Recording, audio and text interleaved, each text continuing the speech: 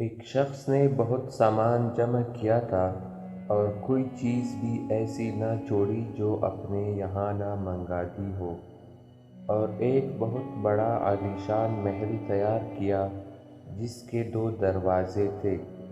ان پر غلام محافظ مقرر کیے اور مکان کی تیاری کی۔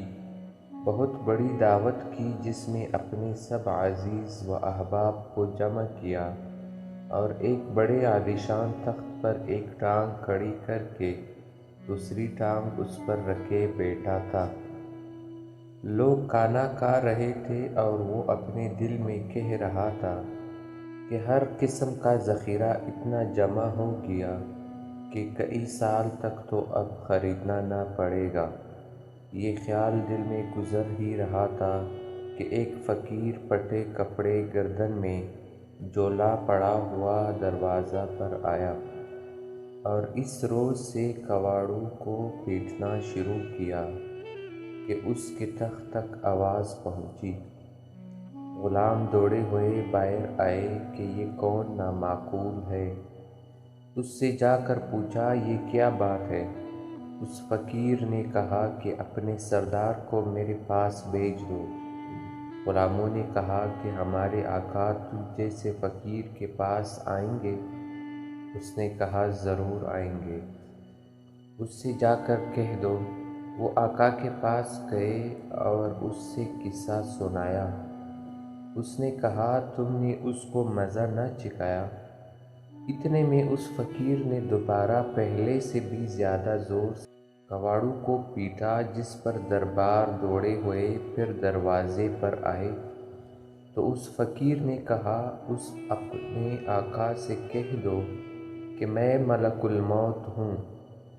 یہ سن کر ان کے ہوش اڑ گئے اور آقا سے جا کر کہا۔ اس پر بھی مٹی چٹ گئی اور بہت عاجزی سے کہنے لگا کہ اس سے یہ کہہ دو کہ میرے فدیہ میں کسی دوسرے کو قبول کر لے۔ اتنے میں یہ فقیر اندر پہنچ گیا اور اس سے کہا کہ تجھے جو کچھ کرنا ہے کر لے، میں تیری روح قبض کیے بغیر واپس نہیں جا سکتا۔ اس نے اپنا سب مال جمع کرایا اور مال سے کہنے لگا کہ اللہ کی تجھ پر لعنت ہو کہ تو نے اور تیری مشغولی نے مجھے اپنے مولا کی عبادت سے روک دیا، اور اتنا وقت نہ دیا کہ میں کسی وقت یکسوئی سے اللہ تعالیٰ کو یاد کر لیتا۔ حق تعالیٰ شانہ نے اپنی قدرت سے مال کو گویائی عطا کی۔